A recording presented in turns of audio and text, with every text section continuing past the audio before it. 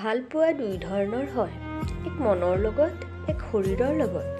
মনৰ লগত হোৱা ভালপোৱাটো থাকে মৃত্যু পৰ্যন্ত আৰু শৰীৰৰ লগত হোৱা ভালপোৱাটো সময়ৰ লগে লগে শেষ হৈ যায়। হাঁহিতকৈ ধুনীয়া আৰু একো নাই, অথচ মানুহে গাৰ ৰং দি সৌন্দৰ্যৰ বিচাৰ কৰে। হাঁহিৰ পিছফালে কান্দা আৰু খঙৰ পিছফালে ভালপোৱা আৰু চুপ থকাৰ পিছফালৰ কাৰণ খুব কম সংখ্যক মানুহেই জানে। অভাৱ আৰু অভিযোগ এনেকুৱা এটা বস্তু যি আনৰ আগত উলিওৱাই ভাল।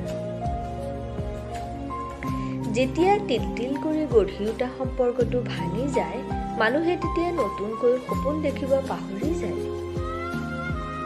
যদি কোনো কাৰণ নোহোৱাকৈ মন বেয়া থাকে, তেনেহ'লে বুজি ল'বা তুমি কাৰোবাক খুব বেছি মিছ কৰিছা। এজন প্ৰকৃত পুৰুষে হাজাৰটা ছোৱালীক ভাল নাপায়, বৰং এজনীকেই হাজাৰটা উপায়েৰে ভাল পাব। সপোন ভালেহি ভাঙি গৈ আছে, তথাপি আশা ভাঙিবলৈ নেৰিবা।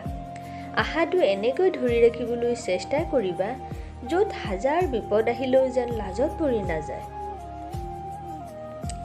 যদি তুমি মৃত্যু হোৱাৰ পিছত জীয়াই থাকিব বিচাৰা, তেনেহ'লে এটা কাম নিশ্চয় কৰিবা, পঢ়িব পৰাকৈ কিবা এটা লিখি থৈ যাবা, নহ'লে লিখিব পৰাকৈ কিবা এটা কৰি থৈ যাবা।